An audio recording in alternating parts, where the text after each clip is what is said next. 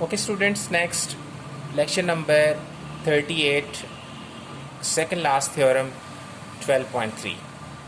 Statement is, prove that in a triangle, okay, we have a triangle ABC, given is triangle ABC, highlighted point.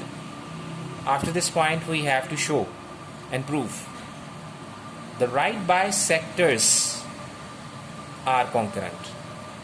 So what we have to prove? All the three right bisectors are congruent.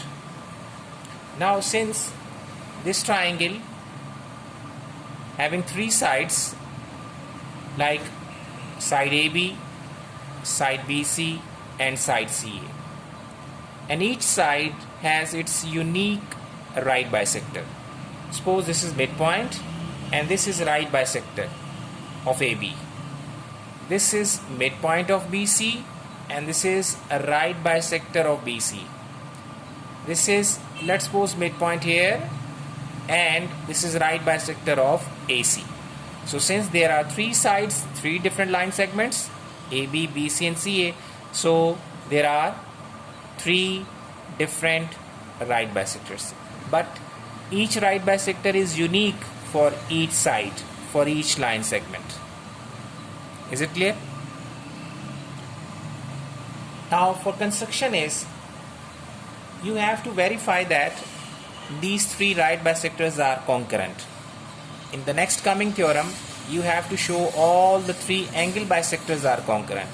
So there are two theorems existing in this chapter in which we have to prove the congruency point. They are congruent. So for this purpose, so first of all we have to in construction work we have to take two right bisectors congruent. Similarly, in the next upcoming theorem we will, as a construction work, we will take two angle bisectors which are intersecting each other. Here we will take two right bisectors which are intersecting. So we have written here, draw right bisectors of AB and BC. This is AB, BC. This is right bisector of AB, right bisector of BC. Suppose they are meeting each other and intersecting at O. And what we have to prove? All the three right bisectors are congruent.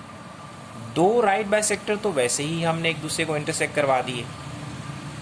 Now, if the third right bisector also passing through this point O, then it is proved that all the three right bisectors are congruent. We don't know about the third one, right bisector, whether that one is passing through this O or not. So we have to prove this. Okay. Now join O to A, B and C. These are two right bisectors. This is right bisector of AB, right bisector of BC, and intersecting each other at point O.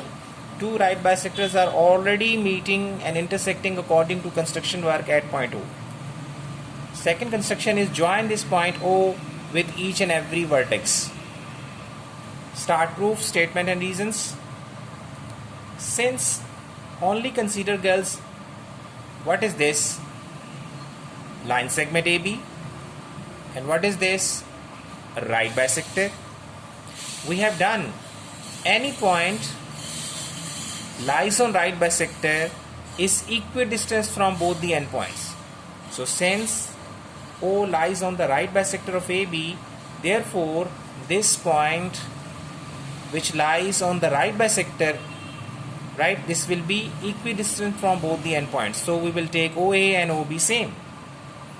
And reason we have written here, any point lies on the right bisector of a line segment is equidistant from its both ends. Similarly, we have this another line segment as a side of triangle.